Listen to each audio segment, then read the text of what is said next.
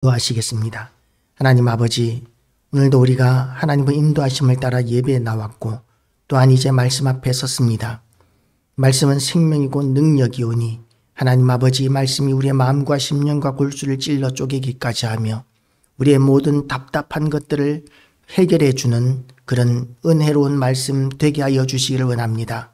무익한 종의 입술을 성령의 숯불로 태우시고 온전한 하나님의 말씀을 선포할 수 있게 하여 주시옵시고, 전능하신 하나님께서 이 예배를 통하여 우리를 변화시키시고 새롭게 하실 뿐만 아니라 또한 영광 받으시기를 원합니다. 이 예배를 통하여 우리가 거듭나며 새로워지게 하여 주시기를 소망하옵고 예수 그리스도 이름으로 기도드리옵나이다. 아멘. 오늘도 하나님의 이름으로 우리 모든 예배에 참석한 성도님들을 사랑하고 환영합니다. 우리가 성탄절, 이제 내일 모레면 25일이면 이제 성탄절입니다. 다른 큰 교회에서는 성탄 행사들도 많이 하겠지만 우리 교회는 이제 12월 25일 11시 예배만 이제 하도록 하겠습니다. 아직까지는 우리가 어떤 다른 행사를 할 만한 그런 여력이 없기 때문에 속히 우리 교회도 여러 가지 교회 그 성탄 준비도 하고 연말에 축제도 하고 하는 그런 교회가 되기를 하나님 앞에 소망합니다. 지금 이 시대적 배경을 보면 가이사 아구스도, 가이사 옥타비아누스 시대입니다. 아구스도가 이제 옥타비아누스가 자기를 아구스도라고 이렇게 호칭을 했었던 것이죠. 로마의 황제, 이 옥타비아누스는 로마의 아버지다라고 이렇게 이야기할 정도로 로마의 전성기를 이끌었던 로마 황제입니다. 가장 위대한 로마 황제였고 탁월한 행정가였었습니다. 그래서 온 제국을 다스리는데 그 로마 제국이 얼마나 컸습니까? 당시 세계를 지배하던 그 로마 제국을 다스리던 옥타비아누스 아구스토가 제일 중요시한 것 중에 많은 것들이 있겠지만 그 중에 하나가 인구조사입니다. 인구가 어디에 얼마나 있는지에 따라서 세금을 매기기도 하고 또한 이렇게 균형 발전이라든지 이런 것들을 추구했겠지요. 통치하는 데 있어서 인구를 아는 것은 지극히 중요합니다. 그래서 이스라엘 백성들이 출애굽할 때도 인구조사를 했었고 이제 광야 생활을 마칠 때도 인구조사를 했었고, 그러나 또한 인구조사를 하나님께서 진노하신 때가 있었죠. 다윗의 인구조사에 대하여는 하나님께서 진노하셨습니다. 왜 그러냐면 인구조사로 인해서 다윗이 자기의 권세를 자랑하고자 하는 그런 마음이 그 본바탕에 깔려 있었기 때문에 하나님께서는 그런 탐욕이나 자랑이나 교만이나 이런 불순한 의도에 의한 인구조사는 하나님께서 진노하시는 것이죠. 그래서 우리가 행하는 모든 일들이 똑같은 일이라 할지라도 그 동기가 무엇이냐에 따라서 하나님이 기뻐하시는 일이 될 수도 있고 하나님이 진노하시는 일이 될 수도 있는데, 우리가 행하는 모든 것들이 하나님의 영광을 위한 것이 목적이 되어야 할 것입니다. 나를 드러내고 자랑하고자 하는 것이 목적이 될 때에 그것은 하나님이 기뻐하시는 일이 될 수가 없습니다.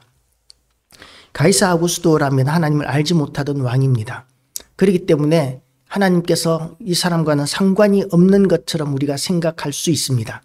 그러나 하나님은 믿는 사람들만의 하나님이 아니고 만왕의 왕이시고 모든 피조물의 왕이십니다.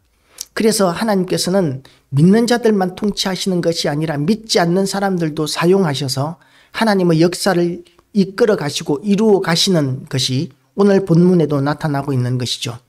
마리아가 예수님이 베들레헴에서 탄생하실 것이라는 것과 또한 동정녀 탄생하실 것이라는 이야기는 이미 직접적인 예언이 700년 전에, 예수님이 나시기 700년 전에 이미 예언되어 있었습니다. 그리고 그것이 아마 이사야서에 예언이 되어 있었을 텐데 굉장히 적나라하게 직접적으로 그렇게 예언이 되어 있었던 것이죠. 그런데 그 예언이 이루어지는 데는 여러 가지 난관이 있습니다. 왜냐하면 마리아와 요셉은 지금 나사렛에서 살고 있었습니다. 그렇기 때문에 나사렛에서 살고 있던, 나사렛이라 그러면 이스라엘의 최북단에 있는 그런 갈릴리 바다, 갈릴리 호수, 우리는 호수라 그러지만 이스라엘 백성들은 세숫대한 물도 바다라고 하니까요. 세숫대한 물도 바다라는 호칭을 쓰는데 그 갈릴리 호수가 담수호이기는 하지만 이스라엘 사람들은 바다라고 이렇게 이야기합니다. 그 갈릴리 바다, 우리로 치면 갈릴리 호수 근처에 있는 나사렛이라는 그런 동네에 마리아와 요셉, 예수님의 어머니와 아버지가 살고 있었습니다. 거기에 비해서 베들레헴은 저 남쪽이에요. 저 남쪽 그 예루살렘 밑에 지역이니까 굉장히 멀고 먼 지역입니다. 그런데 예수님이 베들레헴에서 태어나실 것이라는 그런 예언이 어떻게 이루어지겠습니까? 무엇 때문에 베들레헴으로 갈 일이 없는 거예요. 굳이 베들레헴까지 갈 일이 없는데, 그런데 이방 왕이었던 옥타비아누스가 인구 조사를 명령을 하는데 각자 자기의 고향에서 인구 조사에 응해라고 이렇게 이야기합니다.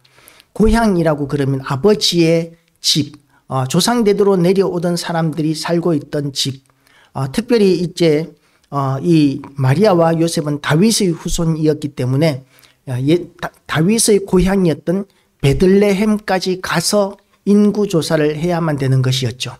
그때 당시에 황제의 명을 어기면은 그야말로 살아남기가 어려운 그 정도로 왕권이 강력한 시대였기 때문에 그 멀고 불편한 길을 많은 비용을 들여서, 여행 비용을 들여서 베들레헴까지 갈 수밖에는 없었습니다. 그런데 마리아는 만삭이었던 몸이었던 것 같아요. 그러니까 그 멀고 먼 길을 이제 걸어서 산을 넘고 고를 지나서 그렇게 베들레헴까지 가게 된 것입니다. 하나님께서 옥타비아누스라는 로마 황제를 사용하셔서 예수님이 베들레헴에서 태어나실 것이라는 그 예언을 이루고 계시는 것이죠.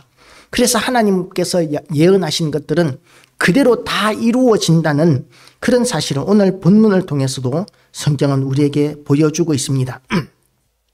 그래서 모든 사람이 호적하러 각각 고향으로 돌아가매 요셉도 다윗의 집 족속이므로 갈릴리 나사렛 동네에서 유대를 향하여 베들레헴이라 하는 다윗의 동네로 그 약혼한 마리아와 함께 호적하러 올라가니 마리아가 이미 잉태하였더라. 이 잉태된 몸으로, 우리 같으면 어떻습니까? 임신 중이라서요, 먼 여행은 안 되는데요, 비행기도 타면 안 되고요, 여러 가지 먹고 살아야 되기 때문에 직장 때문에 안 되고요, 안 되는 이유가 얼마든지 있습니다. 그런데 지금 이 성경 시대에는 그 안 되는 이유가 용납되지 않는 거예요. 죽느냐 사느냐 하는 그런 황제의 명령이기 때문에 어쩔 수 없이 마리아는 그 무거운 몸을 이끌고 멀고 먼 길을 왔더니 그때에 거기 있을 때에 해산할 날이 차서 예수님이 태어나시게 되는 것입니다. 하필이면 베들레헴에 도착하고 난 뒤에 예수님이 드디어 태어나시는 것이죠. 그런데 그 많은 사람들이 여행을 하니까 숙박업소들이 어디 빈자리가 있었겠습니까?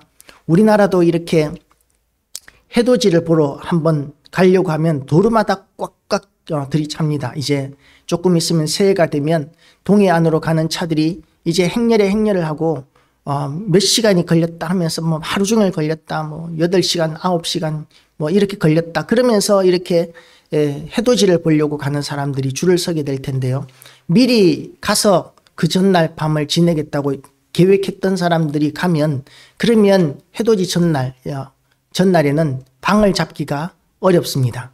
그것처럼 이렇게 수많은 사람들이 여행을 하게 되는 인구조사의 이 기간에는 여건마다 넘쳐나는 손님들로 가려서 받는 일들이 생겨나게 되고, 그리고 아마도 그 방값이 천정부지로 그렇게 올랐을 것입니다.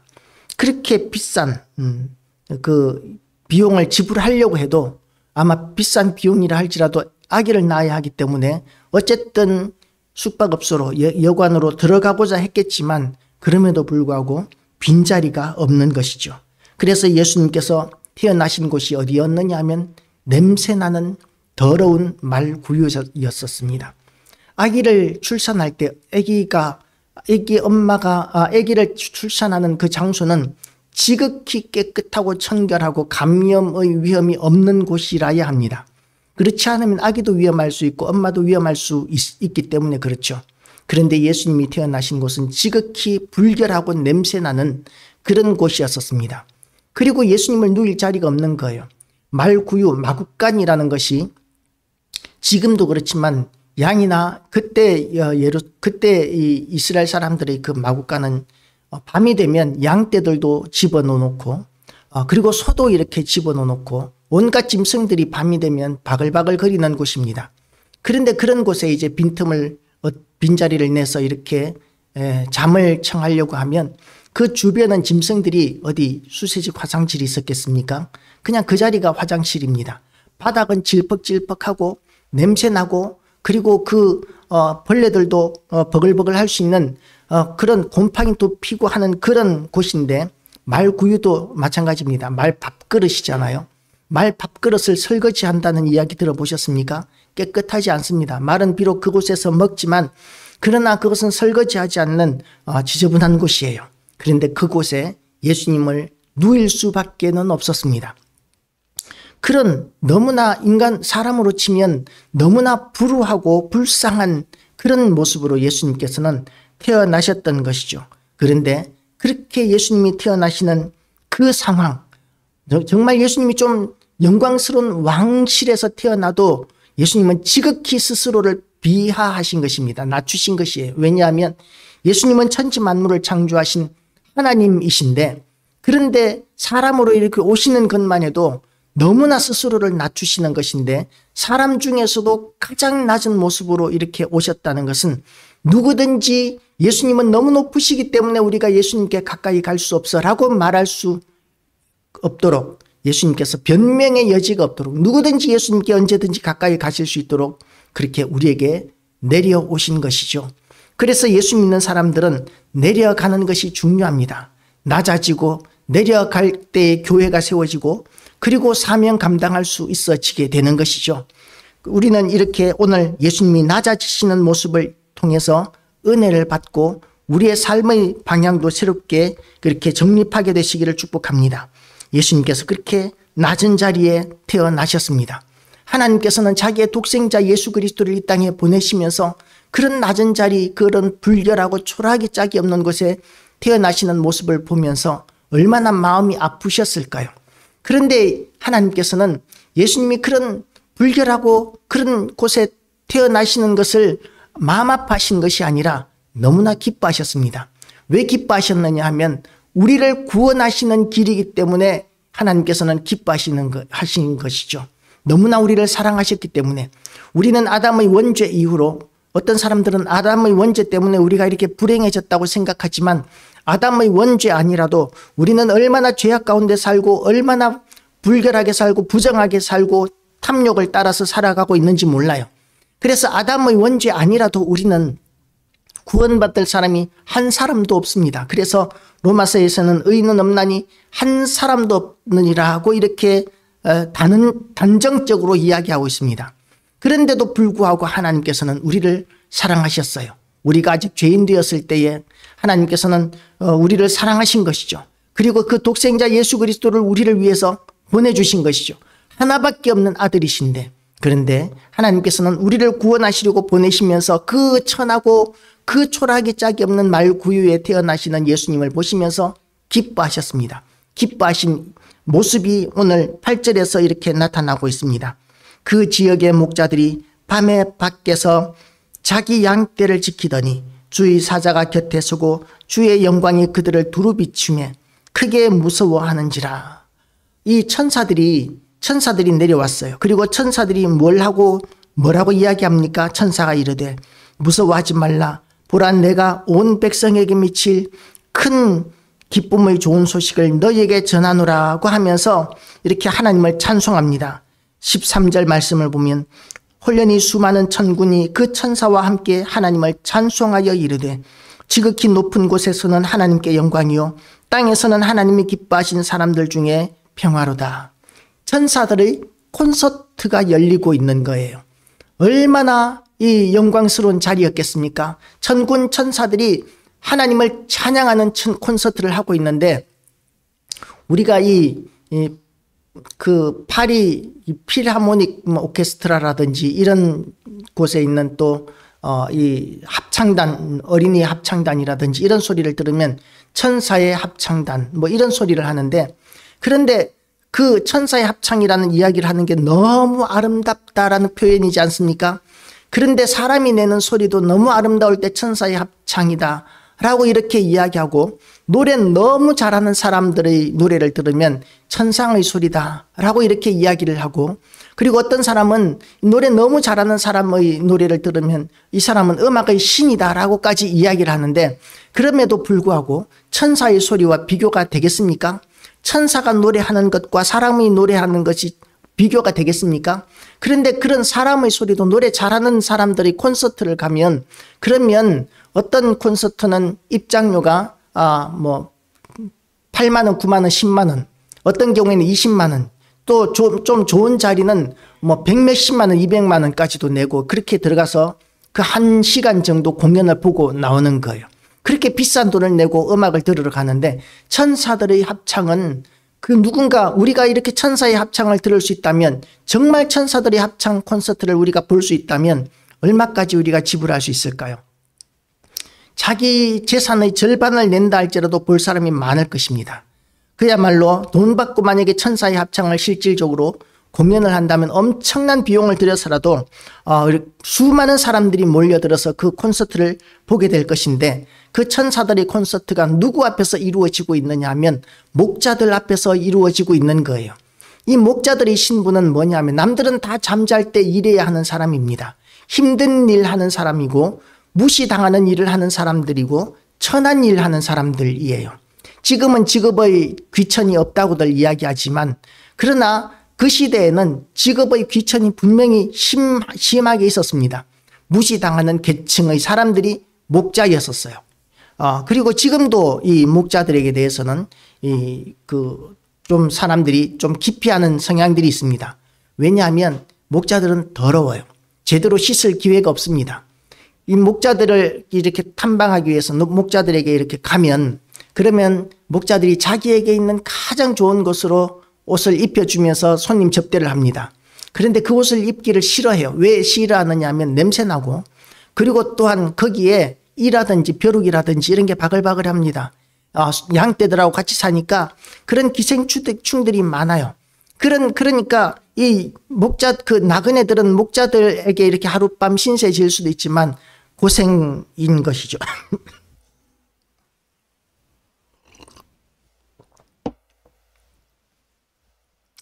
그런 지저분하고 천대받고 멸시받는 그런 목자들 앞에서 하늘의 천군과 천사들이 찬양을 하고 있는데, 왜 그런 찬양을 하나님께서는 천군 천사들과 함께 천사들이 찬양을 왜 목자들 앞에서 하게 하셨을까요? 하나님께서는 이 세상 가운데서 어느 누구도 그렇게 예수님의 그 탄생을 환영하지 않는 그 가운데서 밤을 새우고 있는 그들에게 밖에는 하나님의 천군 천사를 들을 수 있는 자격을 주지 않으신 거예요. 남들은 다 잠들어 있습니다.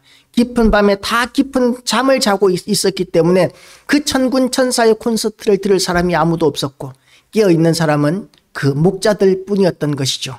그래서 항상 깨어있으라고 이렇게 성경은 이야기하고 있습니다. 우리에게 잠자지 말라는 이야기는 아니지만 언제나 우리가 긴장하고 있어야 된다는 것이죠. 예수님께서 곧 오신다는 것, 언제든지 예수님께서 오실 수 있다는 그런 마음가짐을 가지고 이 땅을 살아가라는 의미에서 깨어있으라는 이야기를 하고 있습니다. 우리는 이 목자들과 같이 깨어있어야 합니다. 그래서 우리를 해치고자 하는, 또는 우리의 영혼들을 약탈하고자 하는 모든 어둠의 세력들과 악한 자들로부터 우리를 지켜내야만 하는 것이죠. 지켜내지 못하면 우리는 다 약탈당하게 되어 있는 세상 가운데서 우리는 살고 있습니다.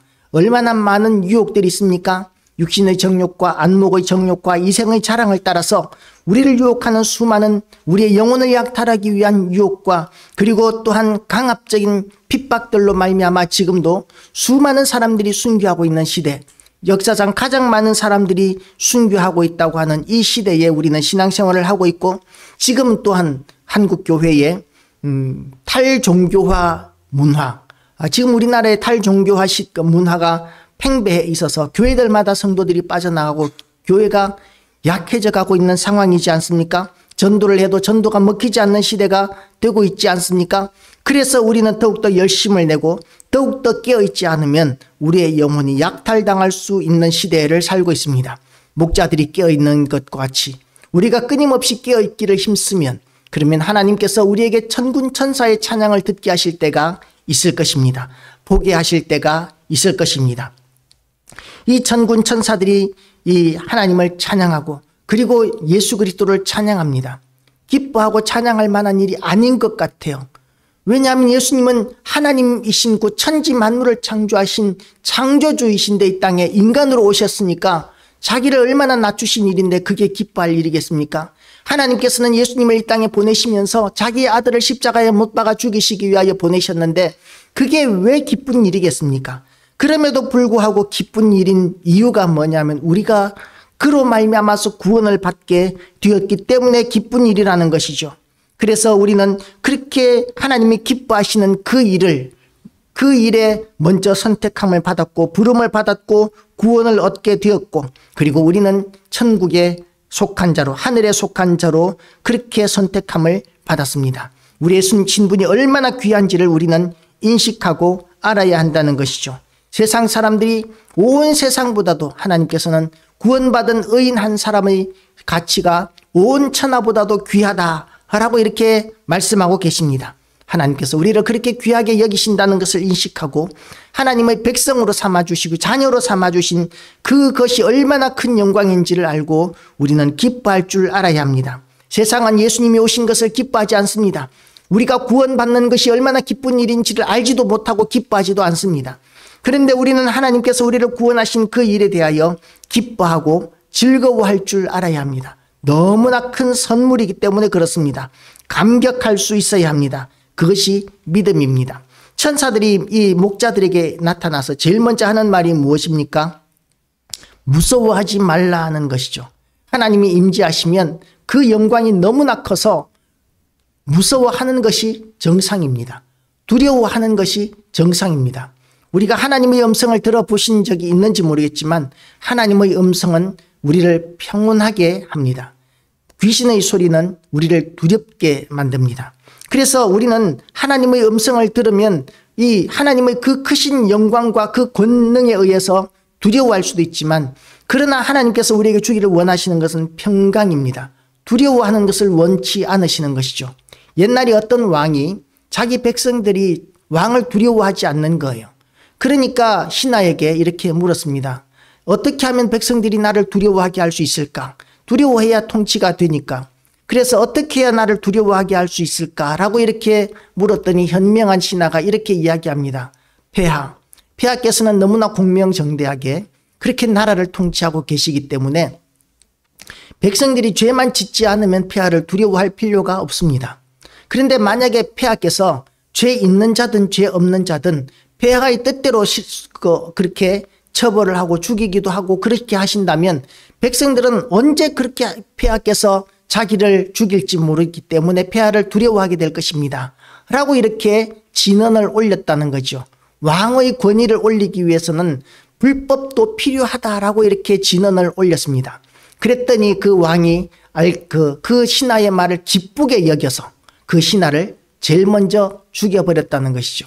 자기의 권위를 세우기 위하여 백성들이 자기를 두려워하게 하기 위하여 그 신하를 죽여버렸다는 그런 우화가 있습니다. 그런데 하나님께서는 어떻습니까? 하나님께서는 우리를 두려워하게 만드시기를 기뻐하지 않으시는 거예요. 하나님께서는 우리가 하나님을 두려워하건 두려워하지 않건 간에 하나님의 그 전능하신 능력으로 우리를 얼마든지 통치하시고 복주시고 인도하시고 보호하실 수 있는 하나님이시기 때문에 우리가 굳이 하나님을 두려워하도록 만드실 필요가 없으십니다. 세상의 왕들과는 완전히 다른 통치자, 완전히 다르신 왕이 하나님이시고 그래서 하나님께서는 천사들을 보내실 때마다 우리는 그 천사들을 보면 두려워하고 무서워하지만 그러나 하나님께서는 임재하실 때마다 또 천사들을 보내실 때마다 제일 먼저 하시는 말씀이 두려워하지 말라 하는 것이죠. 우리가 하나님을 두려워하는 것은 하나님의 뜻이 아닙니다. 다만 하나님을 우리는 경외해야 합니다.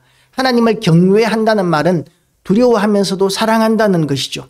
두려움에는 사랑이 없습니다. 그런데 하나님은 우리에게 하나님을 두려워하는 것보다 하나님께서 우리를 사랑하시는 것처럼 우리도 하나님을 사랑하기를 원하시는 것이죠. 얼마나 큰 은혜인지 모릅니다. 하나님께서 우리를 사랑하신다니요. 그렇게 사랑하셔서 그 독생자 예수 그리스도를 우리에게까지 보내실 정도로 하나님은 우리를 사랑하시고 우리에게 평강을 주기를 원하시고 우리에게 두려워하지 말라고 말씀하고 계시는 것입니다. 그래서 하나님과 함께 우리가 평강을 누리게 되시기를 주님의 이름으로 축복합니다. 예수님이 오셨을 때 세상은 예수님을 반기지 않았습니다. 환영하지도 않았고 기뻐하지도 않았었습니다. 그런데 하나님께서는 우리를 구원하실 그 일 때문에 천군 천사가 찬송하게 하시고 기뻐하게 하셨습니다. 그 독생자 예수 그리스도가 사람으로서 이 땅에 오셔야 하는 극한 자기의 비하를 하셔야만 하셨고 그 마지막에는 십자가에 매달려 죽으셔야만 하는 그 일을 위하여 예수님께서 이 땅에 오셨지만 그러나 하나님께서는 그 일을 기뻐하셨습니다. 우리를 구원하실 유일한 길이기 때문에 그랬습니다. 우리도 그래서 하나님께서 우리에게 기대하시는 바를 응답해 드리는 것이 합당합니다. 하나님께서는 우리를 구원하시는 일을 기뻐하신 것처럼 우리도 기뻐하기를 원하십니다. 그리고 하나님을 두려워하지 않고 사랑하게 되기를 원하십니다. 그리고 또한 하나님께서 원하시는 것이 예수 그리스도께서 이 땅에 오셔서 십자가에 못 박혀 죽으시고 그리고 부활 승천하시면서 우리에게 주신 사명, 복음을 전하는 사명, 하나님의 영광을 위하여 살아가는 사명, 그 사명을 따라서 살기를 하나님께서는 원하시고 기대하시는 것이죠. 그렇게 하나님을 기쁘시게 해드리고 하나님 앞에서 사명자로 살기로 결단하는 이 아침 되시기를 주님의 이름으로 축복합니다. 기도하시겠습니다. 하나님 아버지, 성탄이 우리에게 얼마나 기쁘고 감사하고 우리에게 얼마나 큰 축제의 날인지 모르겠습니다. 온 세상이 성탄절을 그렇게 기뻐하고 그렇게 축제로 즐기지만 그러나 예수 그리스도 오신 참된 그 의미를 알지 못하기에 즐기고 놀기에 바쁜 그런 세상이 되어버렸습니다. 예수 그리스도의 탄생보다는 산타크로스가 주인공이 되는 그런 시대가 되어버렸습니다. 하나님 아버지, 성탄절의 참된 의미를 우리가 다시 회복하게 하여 주시고 우리에게 예수 그리스도를 보내주신 그 크신 은혜를 우리가 다시 한 번 더 우리가 생각하고 그리고 참된 그 의미를 우리뿐만 아니라 이 세상의 많은 사람들이 깨닫고 알아서 주님 앞에 회개하고 돌아오는 역사가 있게 하시고 이 땅에 다시 한 번 더 교회가 부흥되어지는 역사를 우리에게 허락하여 주시옵소서. 전능하신 하나님께 오늘도 찬양과 경배와 영광을 돌려드리오며 예수 그리스도 이름으로 기도드리옵나이다.